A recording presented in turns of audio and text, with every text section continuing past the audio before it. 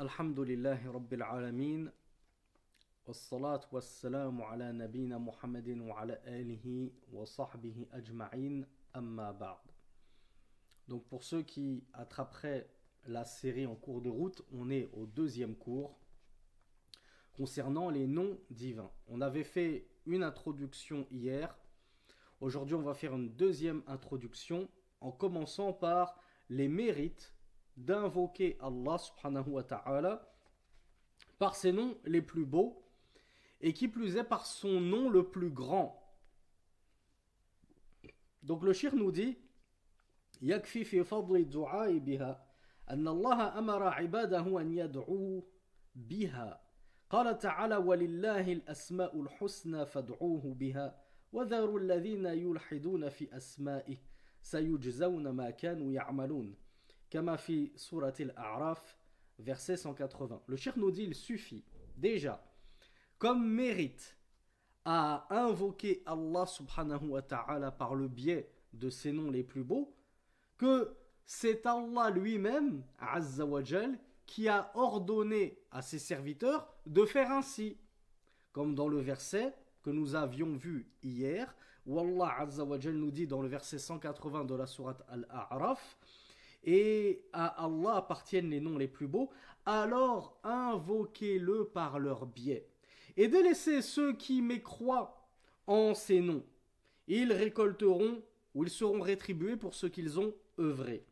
Donc délaissez les insensés qui mécroient en les noms d'Allah subhanahu wa ta'ala. Quant à vous, qui croyez en Allah, ô noble serviteur du tout miséricordieux, invoquez Allah subhanahu wa ta'ala par le biais de ses noms les plus beaux. Et ça suffit comme mérite de se dire j'ai obtempéré à l'ordre divin. J'ai obtempéré à l'injonction de mon Seigneur et m'a demandé de l'invoquer par ses noms les plus beaux, pas uniquement par Allah, eh bien je le fais. À chaque fois j'essaye de varier et de changer de nom. والدعاء بها من أسباب إجابة الدعاء خصوصا إذا دعا الإنسان بالاسم الذي يناسب ما يطلبه من حاجة مثل قوله يا رحمن ارحمني يا رزاق رزقني وما شابه ذلك. Et le shir nous dit ce que nous avons vu hier, c'est que invoquer Allah Azza wa Jal par le biais de ses noms les plus beaux, c'est une cause propice à l'exaucement des du'as de tes invocations, qui plus est lorsque tu choisis bien le nom, afin qu'il soit adapté tout particulièrement à la demande, à ta requête. Le shir nous cite un exemple, tu as envie de la miséricorde, qu'Allah te fasse miséricorde, c'est-à-dire qu'Allah te pardonne. Eh bien dit, Ya Rahman, Ya Rahim, ô toi le tout miséricordieux, le très miséricordieux, Ya Ghaffar, ô toi le grand pardonneur, Ighfirli, pardonne-moi.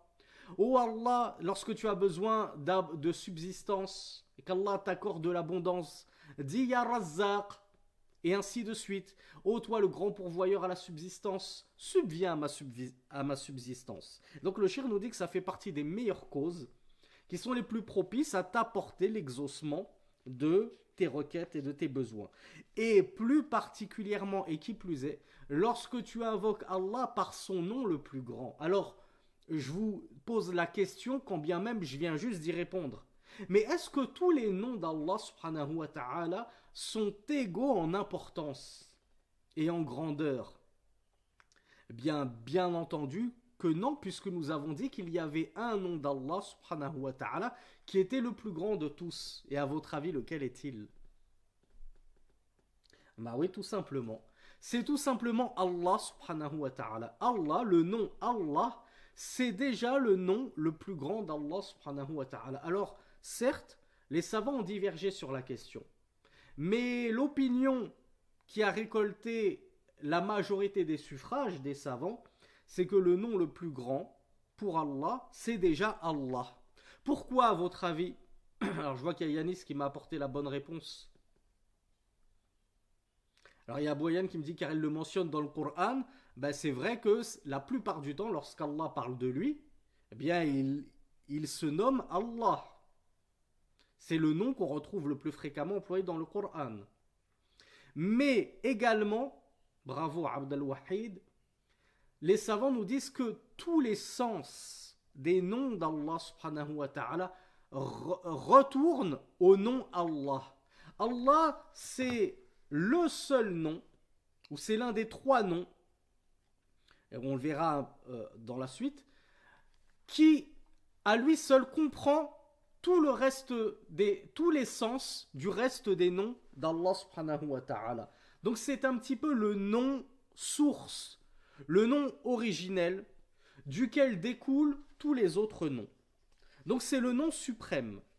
Il y a le deuxième avis en ordre d'importance. Savez-vous lequel est-il concernant le nom le plus grand d'Allah subhanahu wa ta'ala?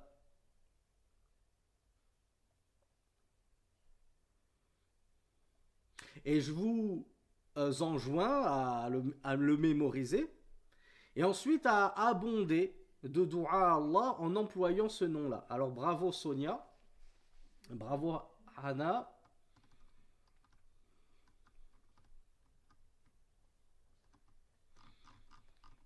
Al-Hayyul Qayyum. Savez-vous ce que signifie Al-Hayyul Qayyum? Je vois qu'on a des arabophones parmi nous. Je reconnais un Aniso Wattels. Qu'est-ce que ça veut dire Al-Hayyu Al-Qayyum?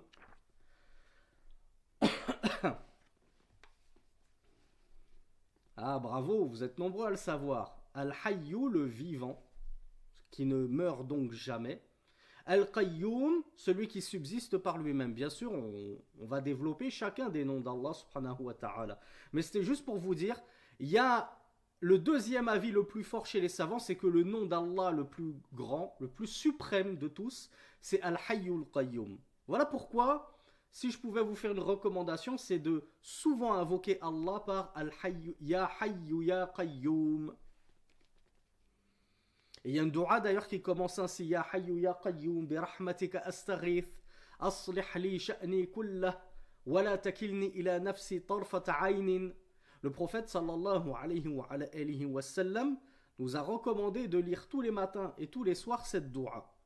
Celui qui la lit le matin, Allah lui suffit jusqu'au soir, et celui qui la lit le soir, Allah lui suffit jusqu'au matin. والداعي بها حري بالإجابة ما لم يكن ثم مانع وكذلك إذا دعا الله بالأسماء التي ورد في بعض الأحاديث أن فيها اسم الله الأعظم الذي إذا دعي به أجاب وإذا سأل أو وإذا سئل أعطى. Alors le cheikh nous dit que lorsque tu invoques Allah Azza wa Jal par ses noms les plus beaux et plus particulièrement par son nom le plus grand, tu es susceptible d'être exaucé. Est-ce que c'est sans condition ou il y a des conditions pour être exaucé?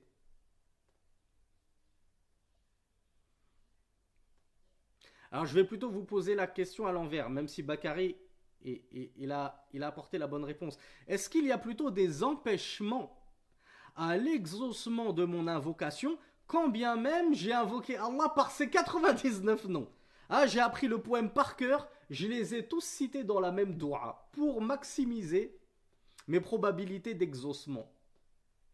Effectivement, le shir nous dit Ma lam yakun thamma mawani'. Tant qu'il n'y a pas un empêchement qui viendrait faire obstruction entre ta dua, ton invocation et Allah subhanahu wa ta'ala, et qu'elle se verrait rejetée aux portes du ciel, qu'elle ne pourrait pas monter jusqu'à Allah subhanahu wa ta'ala. Parmi ces empêchements, le fait de consommer de l'illicite. On a vu ça dans la playlist Al-Arba'in Al-Nawawiyya, les 40 hadiths de l'imam Al-Nawawi. Cet homme Ash'atha Arbara qui a fait un long voyage au point qu'il était tout ébouriffé, tout poussiéreux. Et il lève ses mains au ciel, Ya Rab, Ya Rab. Est-ce que Rab, ça fait partie des noms d'Allah? Ben non seulement oui, mais on va le voir, ça fait partie des plus grandioses noms d'Allah subhanahu wa ta'ala, vers lequel reviennent tous les autres noms, comme Allah. Rab, ça veut dire quoi déjà? Seigneur. Donc il dit Ya Rab, ô Seigneur, ô Seigneur. Il lève ses mains au ciel, cet homme-là, en voyage, en pleine détresse. Wa mat'amuhu haram. Mais sa dua n'est pas exaucée par Allah. Pourquoi? Parce que sa nourriture est illicite. C'est quelqu'un qui n'a cure de manger halal ou haram. Moi, je m'en fiche, Burger King, McDo, c'est trop bon, KFC, c'est trop bon. Ne me demandez pas de manger uniquement au makhallel. Wa mashrabuhu haram. Ah, je vais pas me priver d'une bonne petite bière de temps en temps lorsque je suis en boîte de nuit. Je vais quand même pas boire un coca en boîte de nuit. Wa malbasuhu haram. Même ses vêtements, ils sont haram. Les hommes qui portent de la soie.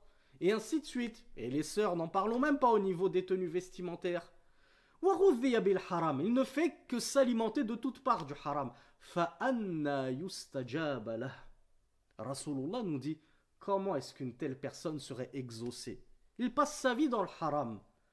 Ça, il n'a fait lui-même que mettre des empêchements à l'exaucement de ses doigts. Entre ses invocations et Allah, c'est lui qui s'est créé tous ces obstacles par sa vie dissolue et dépravée.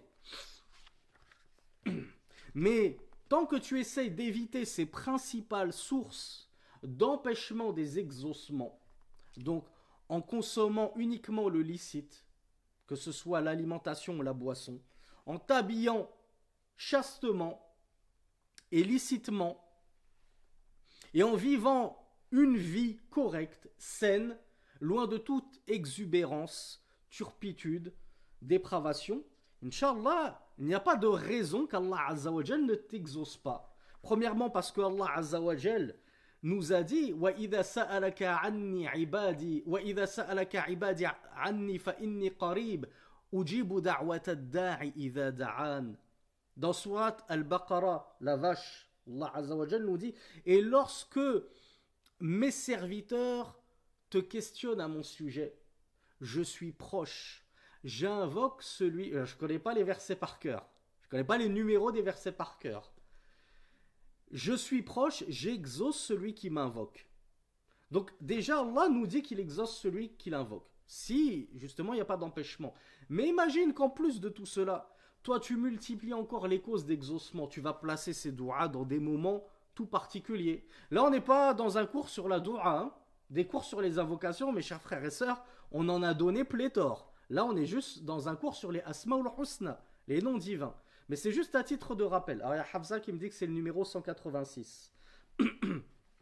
Mais donc, tout ça pour vous dire que, alhamdoulilah, c'est assez facile, entre guillemets, d'avoir une dua mustajaba. Mais encore faut-il s'en donner les moyens de concrétiser ces causes d'exaucement. Et comme on l'a vu, si Allah ne t'exauce pas fil dunya, c'est qu'il te réserve meilleur fil akhira. Ou alors il t'éloignera d'un mal en compensation. Donc on a vu quel était le nom d'Allah le plus grand selon la majorité des savants. On va citer juste un seul hadith à ce sujet, histoire d'avoir quand même une preuve et de ne pas parler sans preuve. Je vous ai dit Surat Al-Baqarah, la sourate numéro 2, la vache. Donc dans un hadith, le prophète sallallahu alayhi wa sallam avait entendu un homme dire Allahumma. Qu'est-ce que veut dire Allahumma? Ils sont où les arabophones là, qui ont grandi en Algérie? Alors qui peut me décortiquer ça avec une analyse grammaticale? Allahumma. Ben Allahumma c'est Allah ou Allahu, hein, normal. Le hu c'est juste la dhamma sur le ha. Et un mime mushaddada. Allahu ma. Ce ma il sort d'où? C'est quoi ce mime? Huwa iwadun an adati du'a ou an adati nida. Ce mime c'est ce qu'on appelle un remplaçant, un substitut au ya. Le ya de ya Allah, oh Allah, ya Muhammad, oh Muhammad, ya Anis, oh Anis, et ainsi de suite. Lorsque je mets le ya au début et que j'interpelle toutefois mon interlocuteur, je suis obligé de le compenser avec un mime à la fin. Et donc, je peux dire ya Allah ou je peux dire Allahumma. Donc c'est ça que veut dire Allahumma. Ça veut dire oh Allah. Donc Rasulullah sallallahu alayhi wa sallam, Il avait entendu un homme faire une dua en disant « Oh Allah ». Donc déjà, regardez, dans cette dua, il a commencé par le nom Allah. Il a dit « Ya Allah, Allahumma, inni as'aluka bi anni ashhadu annaka anta Allah, alladhi la ilaha illa ant ». Je te demande, par le fait que j'atteste que tu es Allah, celui dont il n'y a d'autre Dieu que toi. Al-Ahadu Samad, le seul, Al-Ahadu, As-Samad, on verra ce que ça veut dire plus tard parce qu'il faut toute une phrase en français pour l'expliquer. Celui envers qui tout est tributaire, tout est dépendant. Alladhi lam yalid wa lam yulad, celui qui n'a ni enfanté, ni été enfanté. Walam yakun lahu kufuwan ahad, et qui n'a nul égaux. Faqala, alors le prophète sallallahu alayhi wa sallam, après avoir entendu cette dua qui après tout semble simple, d'ailleurs il a repris une bonne partie de surat al-Ikhlas dans sa dua, si vous avez fait attention. Eh bien le prophète a dit Sa'alallaha bi ismillahil a'zam. Cet homme-là, il a interrogé Allah, il a demandé à Allah par le biais de son nom le plus grand. Est-ce que dans ce hadith on trouve Hayyu, Al-Hayyu, Al-Qayyum, comme on le trouve dans le verset du repose-pied? Non, il n'y avait pas Al-Hayyu, Al-Qayyum. Qu'est-ce qu'on avait? On avait déjà Allah, on avait As-Samad, et on a plein de descriptifs comme Lam yalid wa lam yulad wa lam yakul lahu kufuwan ahad. Eh bien, ça fait partie des hadiths qui prouvent que le nom d'Allah le plus grand, c'est déjà Allah. Il a commencé par ce nom-là, ô Allah. Et c'est Rasulullah qui a dit, cet homme-là, il a demandé à Allah par le biais de son nom le plus grand. Et les savants, des savants, comme Cheikh Abdul Razak al-Badr, nous ont expliqué que le nom d'Allah, ou alors c'est Ibn Qayyim al-Jawziyya qui avait expliqué ça, c'est que le nom d'Allah le plus grand, c'est Allah, sawa'un kana mufradan ou muqtaranan bi ghayrihi. Peu importe qu'il soit employé de manière isolée ou bien annexé à d'autres noms. Donc que je dise « Oh Allah » ou bien que je dise « Oh Allah, tout miséricordieux, très miséricordieux », bien sûr en arabe. Est-ce que quand je dis le tout miséricordieux, le très miséricordieux, le grand pourvoyeur à la subsistance, est-ce que tout ça ce sont des noms d'Allah? Alors, oh là là là là, ça a plongé à corps perdu là. Il y en a qui ont plongé, ils ont fait le meilleur plongeon de leur vie là. Le très miséricordieux, le tout miséricordieux, c'est des noms d'Allah. Vous êtes sérieux là? En plus, vous me dites oui. Je suis en train d'essayer de vous sortir du pétrin et vous insistez.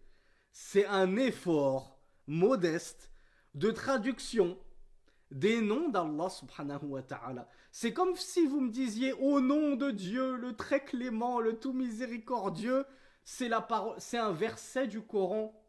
Et donc c'est la parole d'Allah, puisque chaque verset du Coran est la parole d'Allah. Même plutôt chaque lettre du Coran est la parole d'Allah.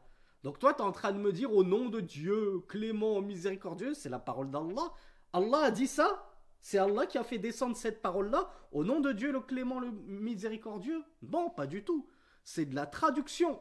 C'est un effort de traduction des sens rapprochés de la parole d'Allah subhanahu wa ta'ala. Donc, qu'on se le tienne pour dit, ni Dieu, combien même tu y mettrais 3 majuscules si ça te fait plaisir, ni le bon Dieu, comme dirait ma mère, ni le très haut, ni le tout miséricordieux, ni le grand pardonneur et tout ce que tu veux, l'unique, l'éternel, comme on l'entend, comme on le voit beaucoup dans la Bible, l'éternel, ça ce ne sont pas des noms divins. Les noms divins, ils sont en arabe, ils sont précis. C'est pas toi qui t'amuses à dire, bon ben Dieu il s'appelle comme ça, Dieu il s'appelle comme si, non. Allah il s'appelle Al-Ahad, Al-Awwal, Al-Akhir, et ainsi de suite, As-Samad. Donc il a des noms en arabe. Quant à dire que notre traduction qu'on en a fait en français ou en anglais d'ailleurs, comme God, etc., je ne sais pas comment ils disent pour dire l'éternel en anglais, Ça, on dit non, nous, on attribue, on ne reconnaît pas ceci, on n'affirme pas cela pour Allah comme étant des noms divins. On dit que ce sont des efforts de traduction.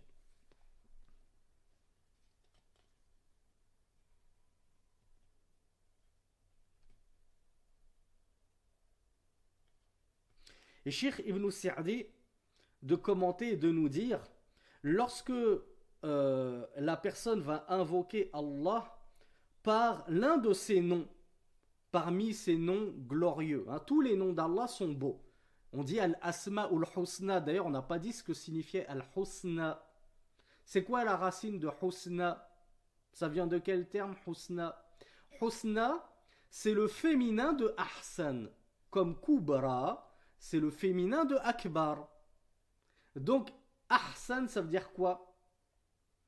Ça veut dire plus joli que, plus beau que. Donc, Al-Asma ou Al-Husna, qu'est-ce que ça veut dire? Ben, les noms les plus beaux, les noms les plus jolis.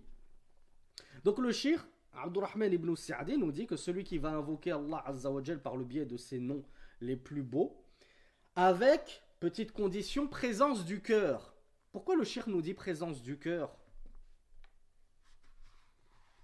Mais admettons que moi j'invoque Allah tout en jouant à la PlayStation. Et je vous dis pas que jouer à la PlayStation c'est halal.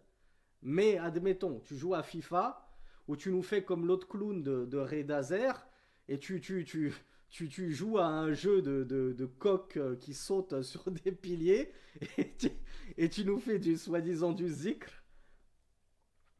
Est-ce que si t'as pas la pleine présence d'esprit dans ton zikr, et que tu fais ça vraiment par conscientisation, tu as pleinement conscience que tu es en train d'évoquer Allah subhanahu wa ta'ala, eh bien ton dhikr il est accepté. Innamal a'malu bin niyat.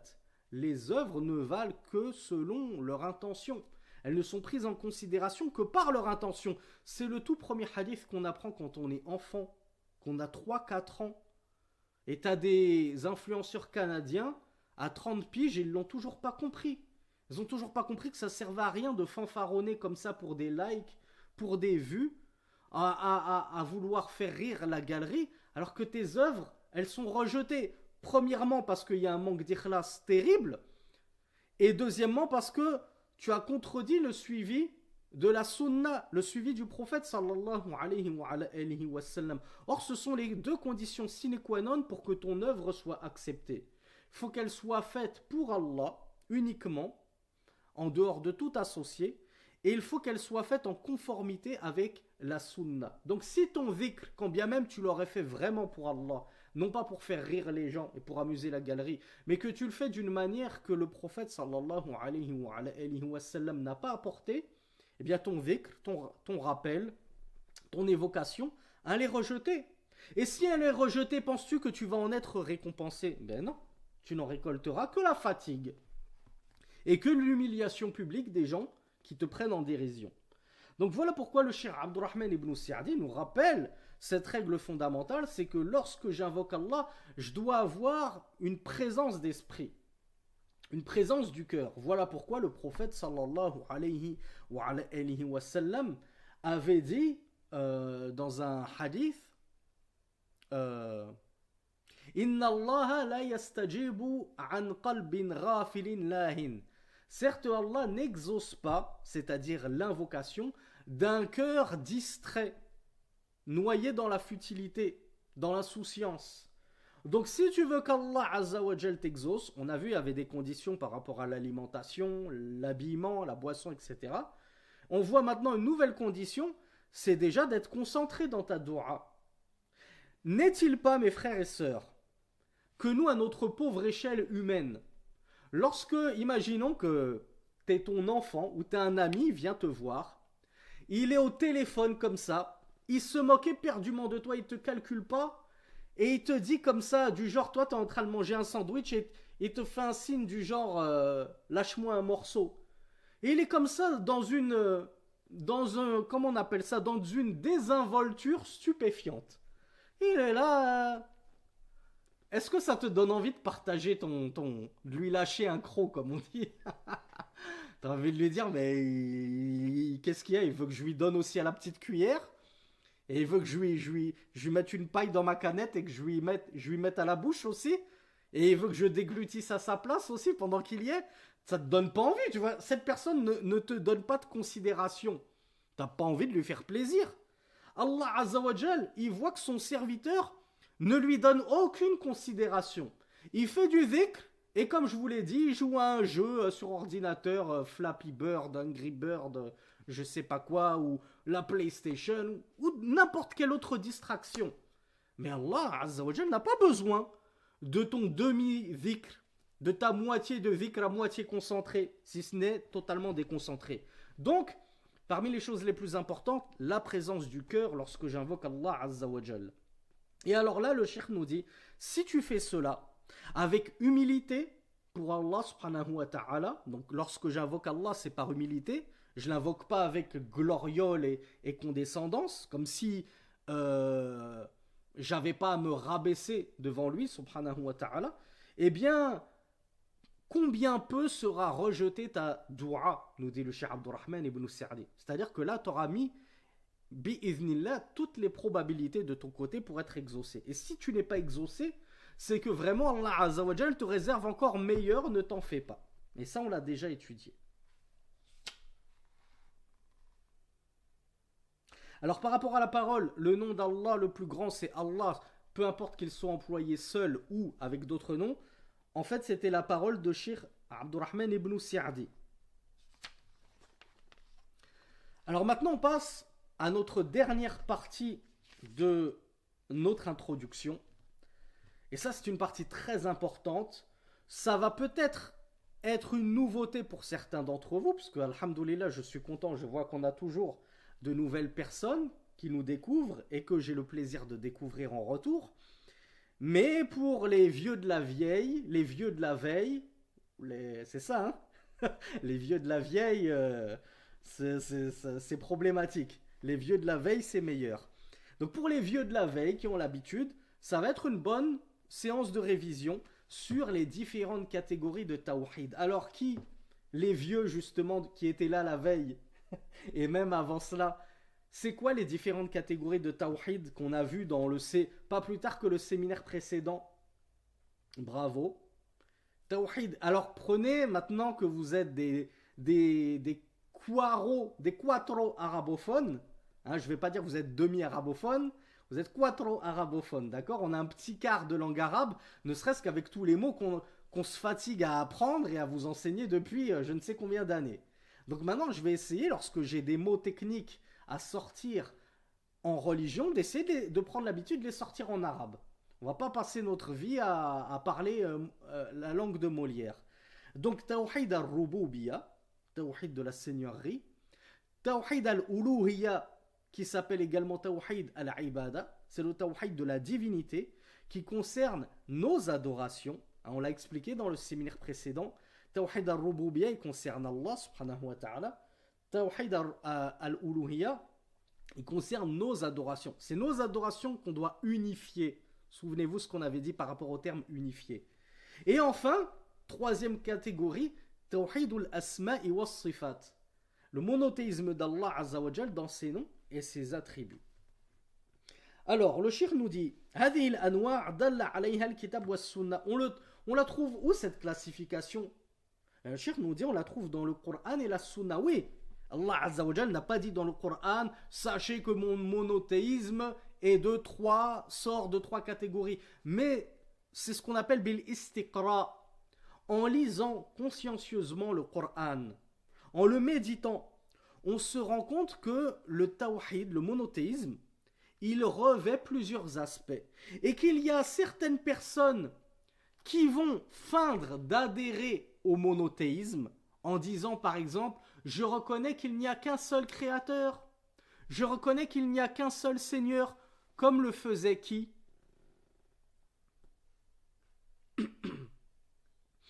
Comme le faisaient notamment les Qurayshites, les associateurs du temps du prophète sallallahu alayhi wa sallam, qui l'entouraient à la Mecque et qui reconnaissaient pourtant que c'était Allah le Seigneur, le seul.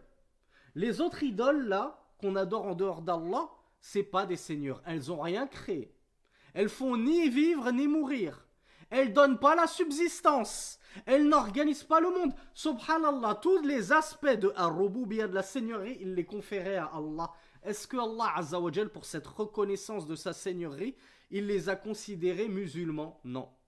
Il a envoyé Mohammed les combattre. Sallallahu alayhi wa sallam. Et il lui a dit, dis-leur, Qul ya ayyuhal kafirun. La a'budu ma ta'budun. Et ainsi de suite. Dis, ô vous les mécréants. Pourquoi on est mécréants? Parce que même si vous reconnaissez qu'Allah c'est le seul Seigneur, vous péchez dans une partie du monothéisme qui est la concrétiser l'unicité d'Allah dans tes actes d'adoration. Parce que lorsqu'il s'agit d'adorer Allah Azza wa Jal, là tout d'un coup, Allah il n'est plus tout seul.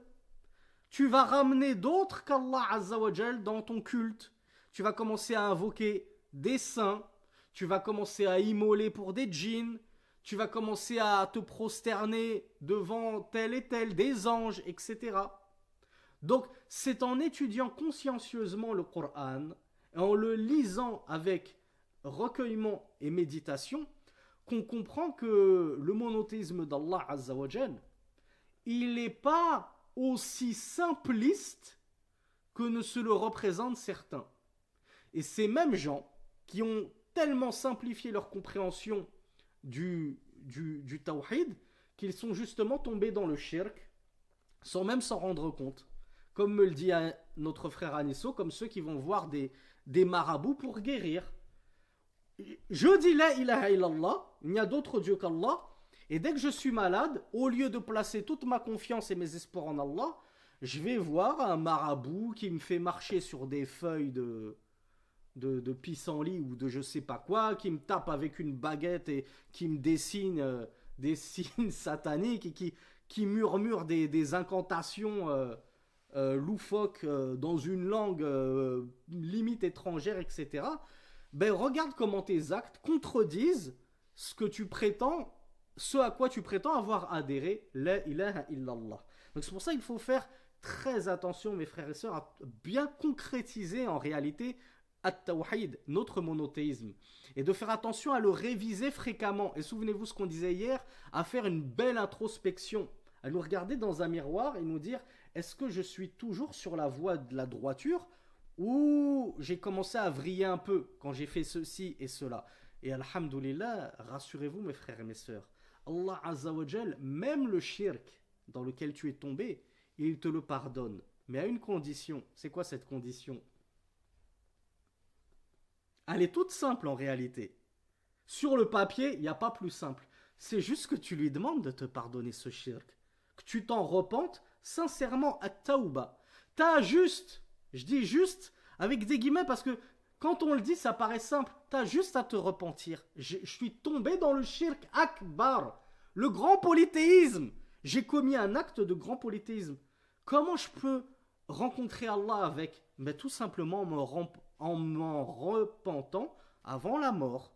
Avant de mourir, je demande sincèrement pardon à Allah, je m'en repens. Et ça y est, c'est effacé. Mais je vous le dis, c'est très simple en théorie. Mais qui dans la pratique a le courage de se repentir pour les grands péchés qu'il commet?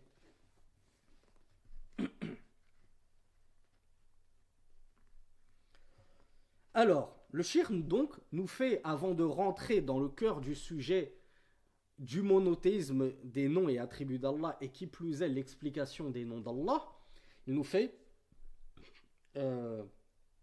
alors, il y a moi qui me dit qu'il n'a pas noté le mot introspection en arabe. On a dit, moi je l'ai traduit par al-muraqaba. Al-muraqaba. L'examen de conscience. Donc le shirk maintenant nous fait un bref rappel, histoire qu'on soit tous d'accord sur les trois catégories de monothéisme. Premièrement, tawhid al-rububiyya. Premièrement, le monothéisme dans la seigneurie d'Allah subhanahu wa ta'ala. Alors, qui peut me donner une belle définition en français de ce qu'est tawhid al-rububiyya?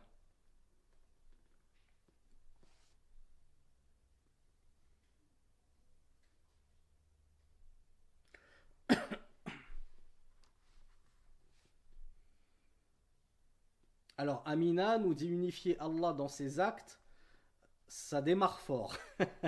Ça démarre fort parce que unifier Allah, c'est plus possible. À l'aube de 2025, c'est plus possible. Là. Alors je veux bien vous. Je crois que le séminaire dans lequel on en a parlé, il n'est pas encore disponible sur YouTube en entier, mais il y a un extrait qui est disponible. Ah, en plus, j'ai travaillé ma miniature. Là, vraiment, j'ai fait une miniature buzz à clic pour que tout le monde arrête de me sortir unifier Allah.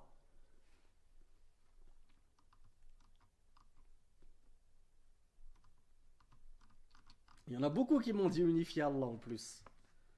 Et je vous invite à regarder cette vidéo que j'ai appelée justement unifier Allah. Qu'est-ce que tu racontes? Un truc comme ça.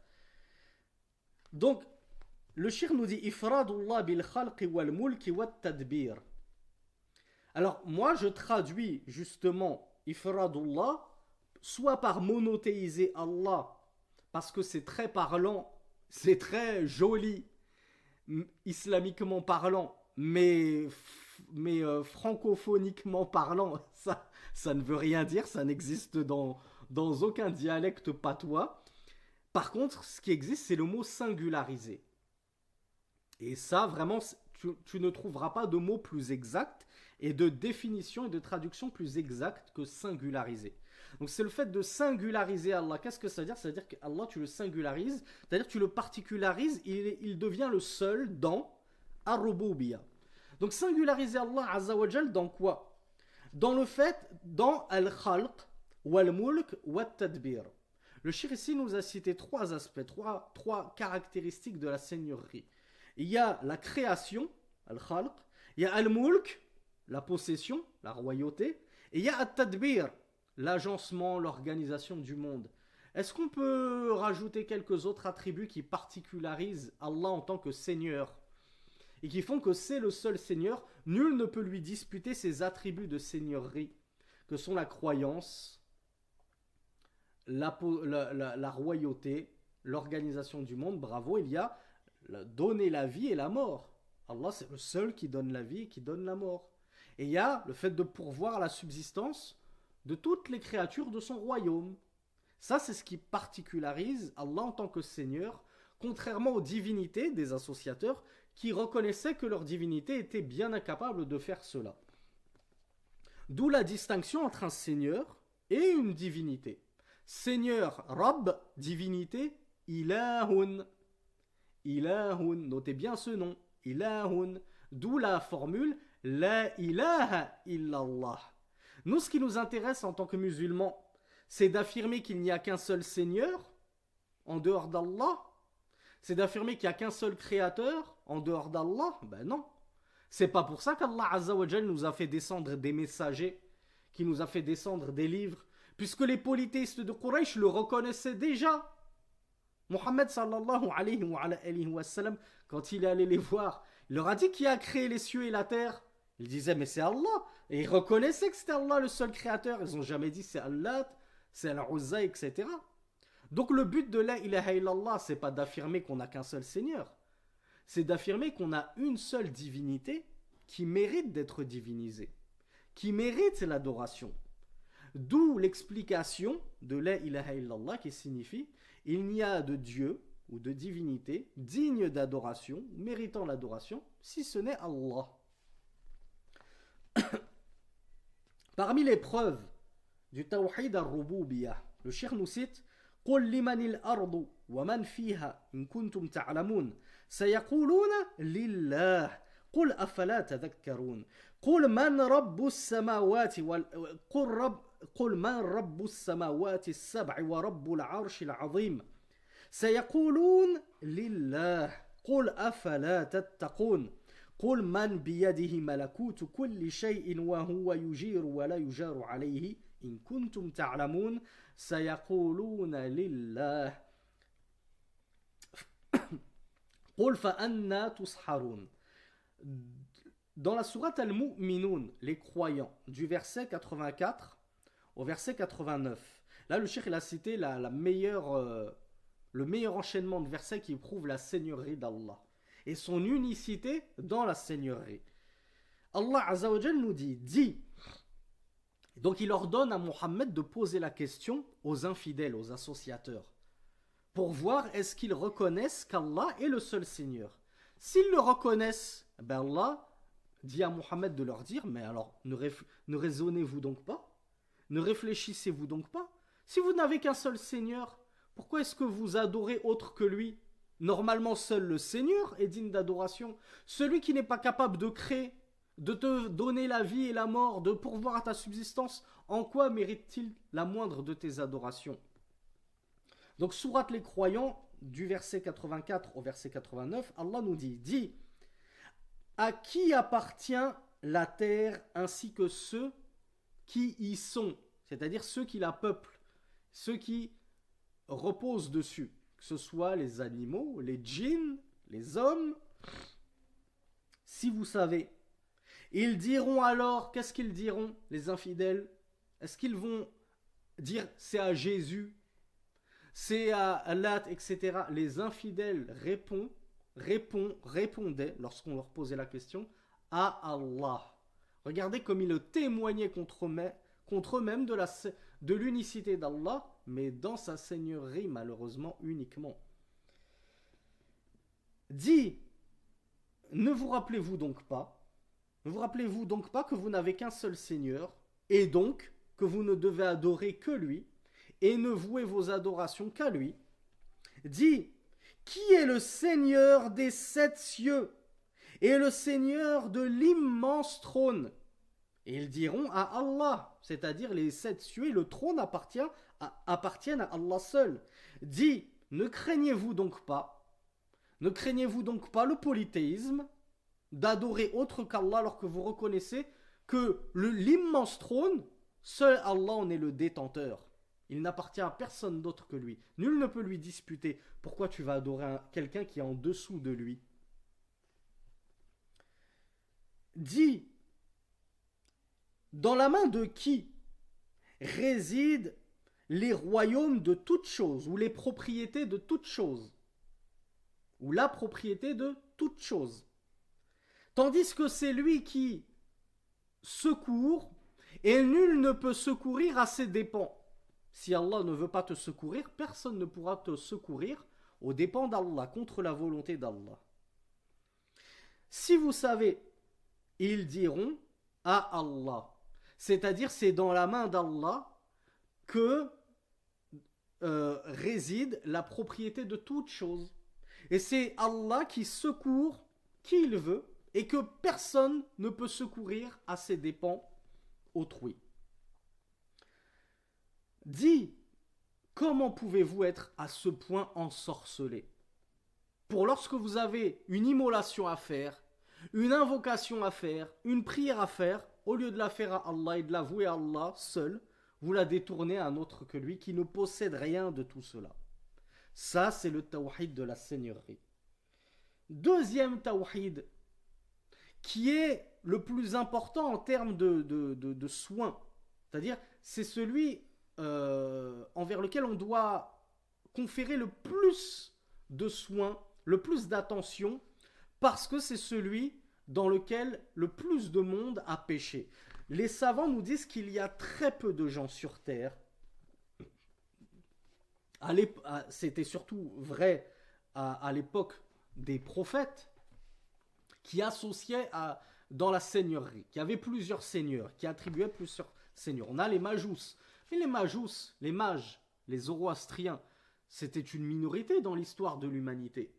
Même les associateurs, les grands polythéistes, qui sont les adorateurs d'idoles, d'arbres, etc., même les hindouistes, les Grecs, les Romains, etc., ils croyaient en un Seigneur suprême au-dessus de toutes les autres divinités qu'ils adoraient. Donc, Tawhid al-Rububiyya, il était assez simple de dire, sachez qu'on a un seul Seigneur au-dessus de tout. Les gens étaient en majeure partie d'accord avec ça. Mais par contre, ils n'étaient pas d'accord sur Tawhid al-Uluhiyya. Ils n'étaient pas d'accord que on a aussi un seul et unique Dieu qui mérite la divinisation. La divinisation, je vous le rappelle, ça veut dire l'adoration. Donc, nous, on n'est pas d'accord, nous les infidèles, qu'un seul être qui mérite qu'on l'adore. Non, nous on estime que on peut adorer autre qu'Allah quand bien même c'est lui le seul Seigneur. Donc Allah Azza wa Jal a fait descendre les livres et les prophètes afin de nous rappeler cela. Puisqu'il n'y a qu'un seul Seigneur, alors vous ne devez adorer qu'un seul Dieu. C'est aussi simple que cela. Vous n'avez pas le droit d'adorer un autre que le Seigneur unique. Vous devez en faire votre seul Dieu, la seule divinité à qui vous adressez toutes vos adorations, à qui vous offrez tout votre culte. Et ce tawhid, on l'a dit, on l'appelle tawhid al-uluhiyya, ou bien tawhid al-ibada, tawhid de la divinité, tawhid de l'adoration. ويسمى توحيد العبادة وتعريفه إفراد الله بالعبادة. Alors séance de rattrapage qui me donne une bonne définition de tawhid al-uluhiyya.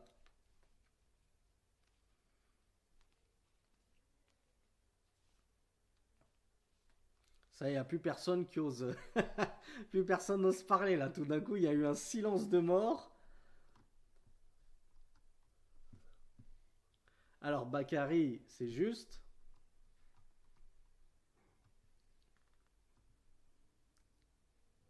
Ah, bravo Papis, c'est juste aussi. Bravo Rida, qui a bien retenu le terme. Bravo Abu Qasim. Tawhid al-ibada, le cheikh nous dit, huwa ifradullah bil-ibada. C'est le fait de singulariser Allah. Donc singulariser Allah, qu'est-ce que ça veut dire? Ça veut dire qu'Allah devient singulier, c'est-à-dire qu'il devient tout seul. Il est seul dans tes adorations. Moi, mes adorations, elles ne sont pas à Allah et à Jésus. Elles ne sont pas à Allah et au prophète Mohammed. Elles ne sont pas à Allah et à mon père. Elles ne sont pas à Allah et à. Elles sont à Allah seul.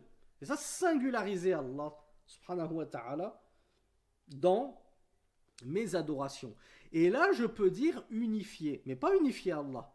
Unifier mes adorations, j'en fais un tas compact, et une fois que mes adorations sont devenues bien uniformes, je les voue à Allah, subhanahu wa ta'ala, seul. Et enfin, dernière catégorie de tawhid, tawhidul asma'i was sifat. Tawhid, le monothéisme d'Allah et son unicité dans ses noms et ses attributs, c'est le point qui nous intéresse tout particulièrement dans cette nouvelle série de cours. وتعرفه إفراد الله بما سمى به نفسه ووصف به نفسه في كتابه أو على لسان رسوله صلى الله عليه وعلى آله وسلم وذلك بإثبات ما أثبته من غير تحريف ولا تعطيل ولا تكييف ولا تمثيل. Qui veut s'aventurer à me donner une belle définition avant de voir ce qu'en a dit le cheikh? Le cheikh nous a donné une très belle définition, très complète, concise tout en étant complète. Alors Anisso, il n'est pas bête, il me dit la singularité d'Allah dans ses noms et ses attributs.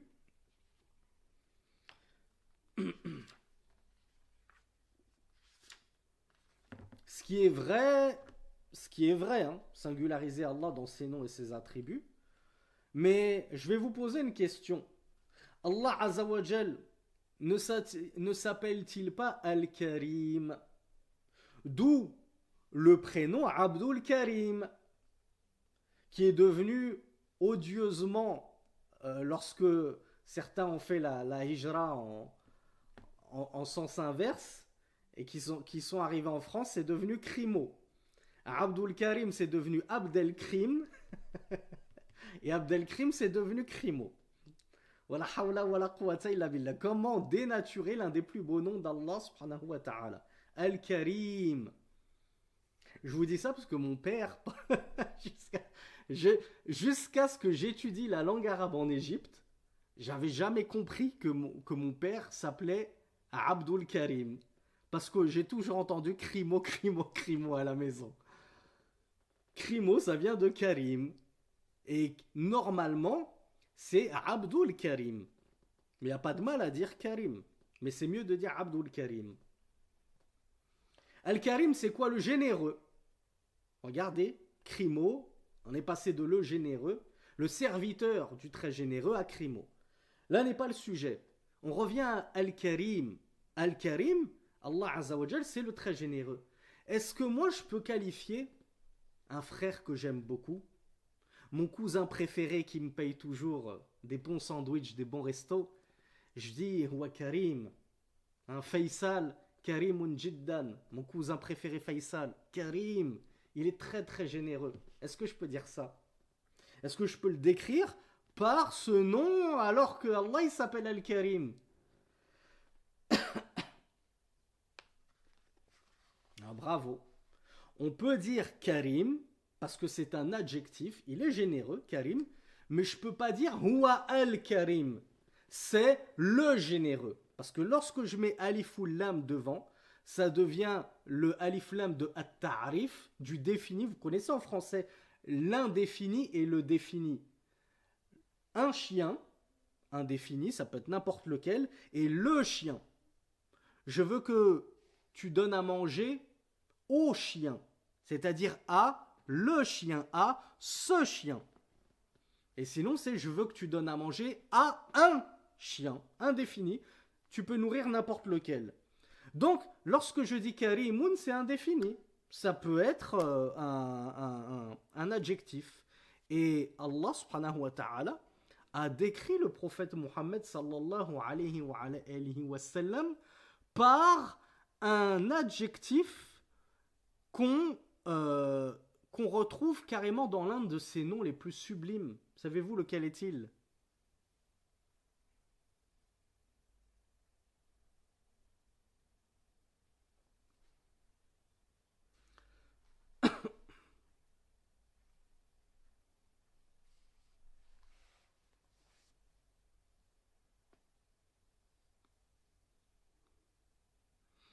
Alors on va pas le voir tout de suite. On le verra au prochain cours parce que je me rends compte que je suis en train de prendre trop d'avance.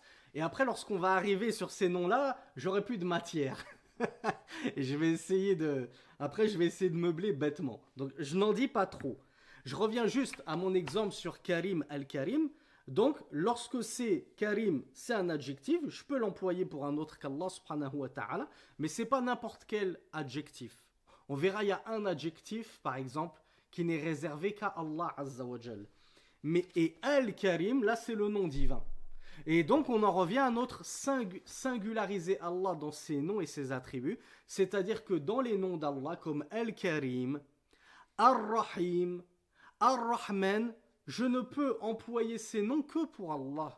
Je ne peux pas décrire mon cousin comme étant Ar-Rahim. Je ne peux pas décrire mon frère comme étant Al-Karim. Je ne peux pas décrire mon père comme étant Al-Ghani. Donc Allah Azza wa Jal, dans ses noms, il est le seul à les posséder, nul ne peut lui disputer. Et dans ses attributs, on a dit Allah Azza wa Jal, il a l'attribut de la générosité, Karim. Et mon cousin aussi, il est généreux, Karim. Mais est-ce que la générosité de mon cousin, elle est comparable en quoi que ce soit à la générosité d'Allah subhanahu wa ta'ala? Nous, on dispose de l'attribut de la vue. Allah, il dispose de l'attribut de la vue. Allah, il est le voyant et l'entendant par excellence. Est-ce que l'attribut de la vue d'Allah est semblable au nôtre? Donc, vous voyez bien que dans ses noms et même dans ses attributs, c'est le jour et la nuit. Aucune comparaison possible entre le Créateur et ses créatures. Nos attributs à nous, ils sont imparfaits, déficients, pleins de manquements, tandis que les attributs d'Allah subhanahu wa ta'ala sont totalement parfaits. Ils ne connaissent aucun vice, aucune déficience, aucun manquement et aucun défaut. Donc ça c'est le tawhid d'Allah subhanahu wa ta'ala dans ses noms et ses attributs. On le décrit par ce qu'il s'est lui-même décrit. Est-ce qu'on peut dire qu'Allah il a une main? A'udhu billah. On dit qu'Allah il a une main?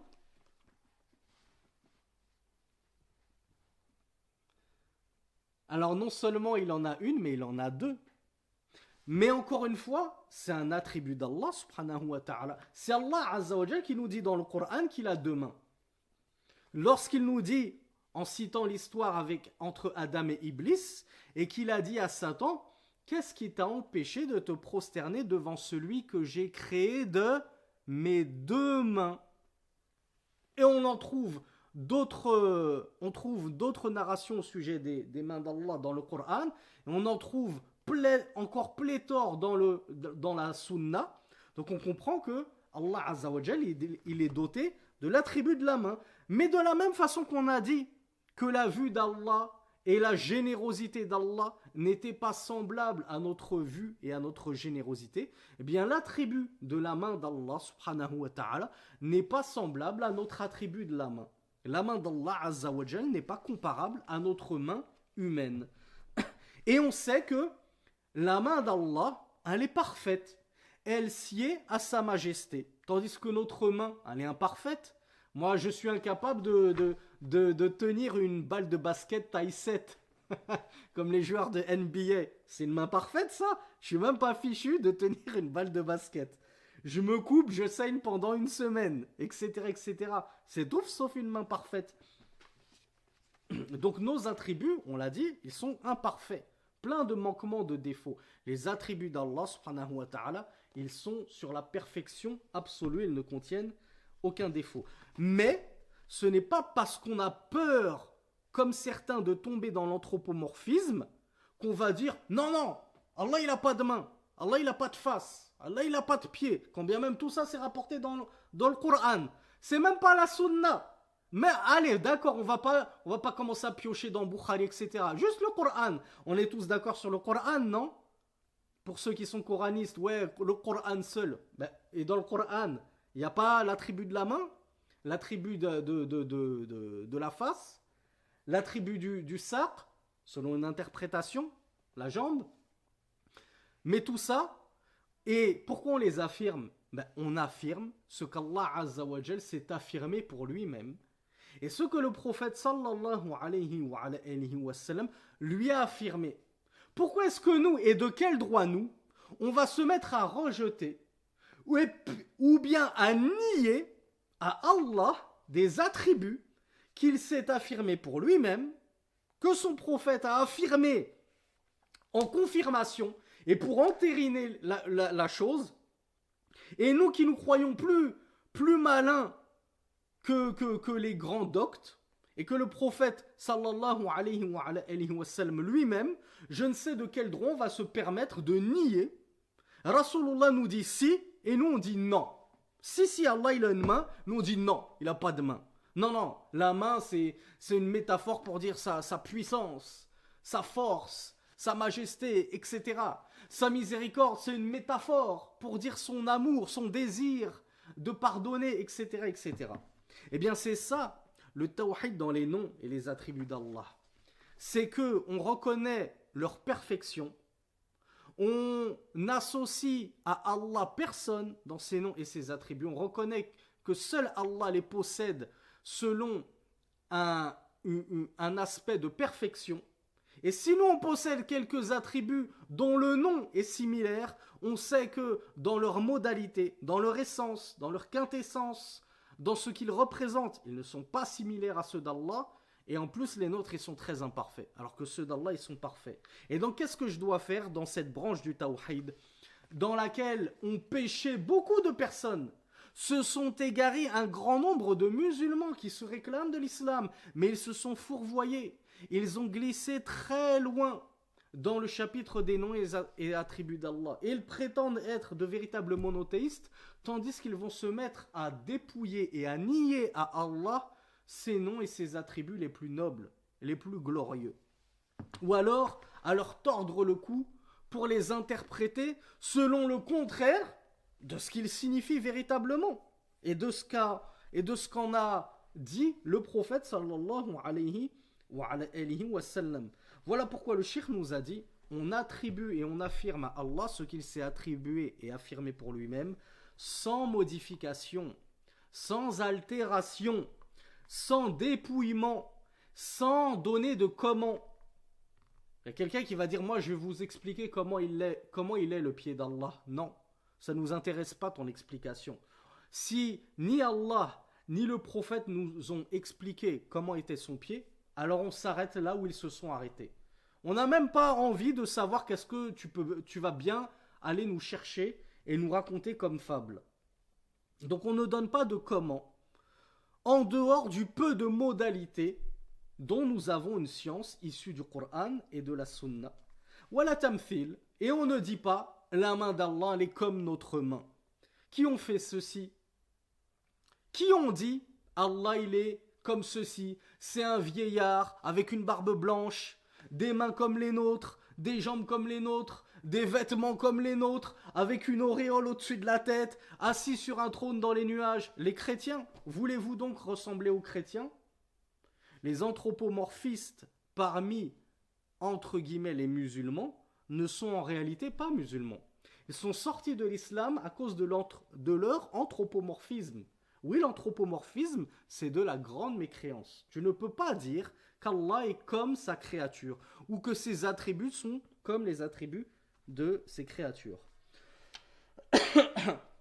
Voilà pourquoi le Cheikh Ibn Uthaymin, rahimahullah, nous disait au sujet de ce tawhid fil asma'i was sifat, le tawhid dans les noms et attributs d'Allah, il nous a dit هذا القسم من التوحيد هو الذي ضلت فيه بعض الأمة الإسلامية. C'est dans cette catégorie du tawhid que se sont égarées certaines factions s'affiliant à la communauté de l'islam. وانقسموا فيه إلى فرق كثيرة. Et ils se sont scindés en différents groupuscules, en différentes sectes. On a les Jahmites, on a les Ash'arites, on a les Maturidites, on a les Mu'tazila, on a les Kullabiyya et ainsi de suite. Beaucoup se sont divisés. والدليل على هذه الأنواع الثلاثة من التوحيد قول الله سبحانه وتعالى رب السماوات والأرض وما بينهما فاعبده واصطبر لعبادته هل تعلم له سميا. Et le dalil au sujet de ces trois catégories de tawhid, on les trouve notamment dans le verset 65 de la sourate Maryam, Marie, où Allah subhanahu wa ta'ala nous dit Rabbus samawati wal ard, Seigneur des cieux et de la terre, wa ma baynahuma, et de ce qu'il y a entre les deux, entre les cieux et la terre. Donc en gros, le Seigneur des cieux et de la terre, de tout ce qu'il se trouve entre eux. Fa'buduhu. Alors adore-le, lui, le Seigneur des cieux et de la terre, de ce qu'il y a entre eux. Wastabir li'ibadatihi. Et fais preuve d'endurance dans son adoration. Hal ta'lamu lahu samiyan. Et là, on a notre tawhid dans Al-Asma wa Sifat. Est-ce que tu lui connais un semblable? Est-ce que quelqu'un est semblable dans ses noms et ses attributs? Non. Non, nous ne lui connaissons pas de semblable. Ce verset est une preuve affirmant tawhid dans les noms et les attributs. Mais pas que. Cheikh Ibn Uthaymin, il nous a dit que ce verset, c'était une preuve des trois catégories de tawhid. Pour ceux qui hurlent et s'insurgent, ah, c'est quoi ça, le tawhid en trois, regardez ces trinitaires musulmans, ils ont inventé une nouvelle aqidah, une nouvelle croyance. Eh bien, qui va me le sortir? Qui va m'écrire tawhid rububiyya égale telle partie du verset, tawhid al-uluhiyya égale telle partie du verset? Je vous répète le verset en français pour vous aider. Seigneur des cieux et de la terre et de ce qu'il y a entre eux. Adore-le donc et fais preuve d'endurance dans son adoration. Est-ce que tu lui connais un semblable? Il est où le tawhid de la seigneurie dans ce verset? Est-ce qu'il y a un tawhid de la seigneurie comme le prétend Cheikh Ibn Uthaymin? Oui. Rabbus samawati wal ard. Seigneur des cieux et de la terre. On ne peut pas faire plus simple. Donc déjà on voit que c'est Allah le Seigneur des cieux et de la terre. Donc là on a affirmé son unicité et sa seigneurie. Ensuite, l'unicité dans son adoration, qui est l'unicité dans sa divinité, elle est où? Adore-le donc. Et patiente dans son adoration. Adore-le donc lui, Allah. Pas d'autre que lui. Pas Jésus, pas les anges, pas Gabriel. Adore-le lui, Allah. On a la divinité d'Allah subhanahu wa ta'ala. Après la seigneurie. Et est-ce que tu lui connais un semblable? Non, il n'a nul semblable, ni dans ses noms, ni dans ses attributs. Donc effectivement, dans ce verset 65 de Sourate Maryam, vous avez les trois catégories de tawhid qui ne forment véritablement qu'une. Nous, contrairement aux chrétiens trinitaires, on peut dire oui ici, les trois ne font qu'un. Le tawhid, le monothéisme, c'est un bloc qui a trois composantes, mais ces trois composantes, comme on le verra demain, Inch'Allah, sont indissociables. Je ne peux pas être un parfait monothéiste en étant monothéiste que dans la seigneurie d'Allah. Mais dès qu'il s'agit des adorations, hadith wala haraj, je me mets à adorer plein d'autres qu'Allah subhanahu wa ta'ala. Ou bien je prétends être monothéiste même dans mes adorations, mais dans les noms et attributs d'Allah, je commence à déformer ces noms, à dire que ces attributs ils sont comme les nôtres et ainsi de suite. Non. Pour être un vrai monothéiste, tu dois adhérer à ces trois catégories de monothéisme. Tandis que les chrétiens, ce sont de faux monothéistes et de vrais polythéistes. Ils prétendent que 1 plus 1 plus 1 égale 1, alors que je suis désolé, jusqu'à preuve du contraire, 1 plus 1 plus 1 égale 3. On ne va pas réinventer l'algèbre pour leur faire plaisir.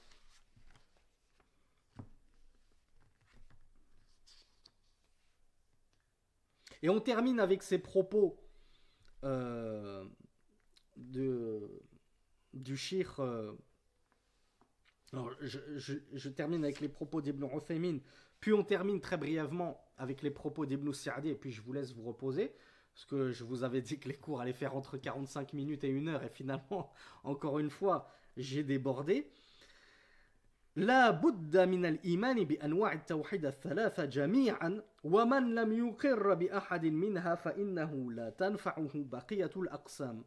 Donc le cheikh nous disait, il est indispensable d'ajouter foi en toutes les catégories du tawhid, les trois catégories du tawhid, toutes. Et celui qui ne va pas ajouter foi en l'une de ces catégories, dit moi je crois qu'en cette branche du tawhid, moi je suis juste un monothéiste dans la seigneurie, mais je veux pas être monothéiste dans l'adoration, eh bien on lui dit, cette part de monothéisme à laquelle tu auras adhéré ne te servira à rien du tout. Soit tu es un monothéiste pleinement à 100%, soit tu es un kafir. Il n'y a pas de demi-monothéiste chez nous. Et donc Ibn Sa'di disait أن الإيمان بأسماء الله الحسنى ومعرفتها أو معرفتها يتضمن أنواع التوحيد الثلاثة. La croyance, la foi en les noms d'Allah, les plus beaux, et leur connaissance va renfermer les trois catégories de monothéisme. توحيد الربوبية وتوحيد الألوهية وتوحيد الأسماء والصفات. وهذه الأنواع هي روح الإيمان وروحه وأصله وغايته فكلما ازداد العبد معرفة بأسماء الله وصفاته ازداد إيمانه وقوي يقينه. Et le cheikh conclut en nous disant, et ces catégories du polythéisme, elles sont l'essence de la foi, le cœur de ta religion. Elles sont l'apogée ultime que tu te dois de chercher à atteindre.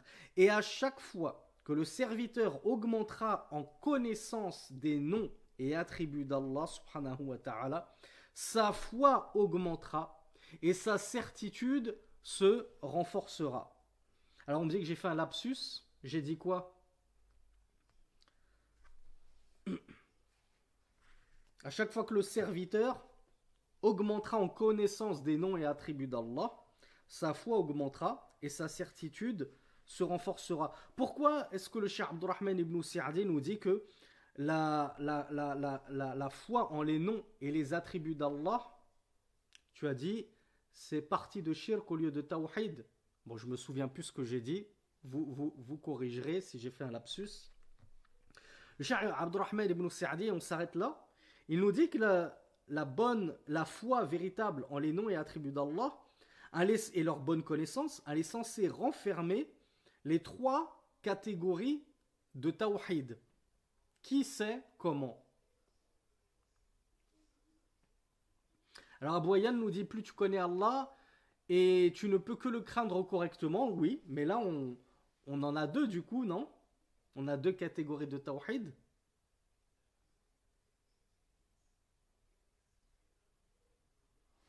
Alors Anissoum disait, plus on apprend les noms et les attributs d'Allah en les méditant vraiment, la foi ne peut qu'augmenter. Oui, mais là, on ne parle pas des catégories du tawhid. Alors, comme il est tard, je vous donne la réponse tout de suite. Plus je vais apprendre et comprendre et méditer les noms et les attributs d'Allah subhanahu wa ta'ala, et plus je vais me rendre compte que c'est l'unique Seigneur, qu'il n'y en a pas deux comme lui. C'est lui le Seigneur absolu. On a vu la différence entre Seigneur et divinité. Donc là, je me rends compte que c'est le seul Seigneur, Allah subhanahu wa ta'ala. J'ai vu que celui qui était doté de tous ces noms parfaits et les plus beaux, tous ces attributs de perfection, c'est lui le Seigneur. Donc ma bonne connaissance des noms et des attributs d'Allah, elle renforce ma certitude en la seigneurie d'Allah subhanahu wa ta'ala. Et lorsque j'ai parfait ma certitude en la seigneurie d'Allah, ben je me dis, il est impensable de me mettre soudainement à adorer un autre que lui, le Seigneur unique. Pourquoi je vais prendre des sous-divinités, hein, regardez dans vos mangas là, on a Zarma le Très-Haut, un Namek tout vert avec des antennes, c'est soi-disant lui le Très-Haut. Et après on découvre dans la suite du manga que finalement il y a un dieu de la destruction, il y a des caillots, hein, des caillots sur des planètes, c'est des cafards avec des antennes. La ilaha illallah. Donc je sais même pas ce qu'ils représentent, ces caillots là, des sous-dieux, des demi-dieux. Après dans la suite du manga, t'apprends qu'il y a un dieu de la destruction, c'est un chat violet qui a une indigestion, il est devenu tout rose. Après dans la suite du manga, t'apprends qu'il y a des... je sais même pas, moi j'ai même pas suivi. Des deux jumeaux là, je crois là. Bref, vous connaissez mieux que moi. Je sais même pas ce qu'ils sont censés représenter, ces deux jumeaux là, les dieux des dieux des dieux des dieux, ça n'en finit jamais. Hein, plus tu feuillettes le manga, plus tu te dis, mais jusqu'à quand la hiérarchie des dieux, elle prend fin dans ce manga? Comme me le dit René, c'est shirk sur shirk. Tu croyais avoir tout vu. Tome suivant, tu découvres qu'en fait, au-dessus du dieu, il y avait encore un dieu. Et tu découvres qu'il y a un seigneur. Et après, tu découvres qu'il y a un seigneur du seigneur. Ça n'en finit plus. Subhanallah. Eh bien, nous, lorsqu'on a véritablement concrétisé notre foi en la seigneurie d'Allah, on sait qu'il n'y a pas plus haut qu'Allah. Et puisque Allah, c'est le summum, c'est le plus haut et c'est le seul, ben je comprends que toutes mes adorations, là, je peux plus commencer à donner un petit peu à ce Dieu-là, parce que lui, c'est le Dieu qui me donne à manger. Lui, c'est le Dieu qui me donne la santé. Lui, c'est le Dieu qui me donne du travail. Lui, c'est le Dieu de ceci. Lui, c'est le Dieu de la mer. Lui, c'est le Dieu du ciel. Lui, c'est le Dieu de je sais pas quoi. Non, je sais qu'il n'y a qu'un seul Dieu à qui je dois toutes mes adorations. C'est Allah subhanahu wa ta'ala. Donc, vous voyez, lorsque je travaille mon tawhid des asma wa sifat, que j'étudie bien les noms et les attributs d'Allah, normalement, ça me cadre et ça fait de moi un parfait monothéiste. Qu'Allah Azza wa Jal fasse de nous de parfaits monothéistes et qui nous rajoute en connaissance et en foi dans cette branche du tawhid ainsi que toutes les autres. هذا والله أعلم وصلى اللهم على نبينا محمد سبحانك اللهم وبحمدك أشهد أن لا إله إلا أنت وأتوب إليك. Je m'excuse auprès de vous pour vous avoir rajouté un gros quart d'heure, je sais qu'il est tard, et je vous donne rendez-vous à demain, incha'Allah. Wa akhiru da'wana anil hamdulillahi rabbil alamin. Wassalamu alaikum wa rahmatullahi wa barakatuh.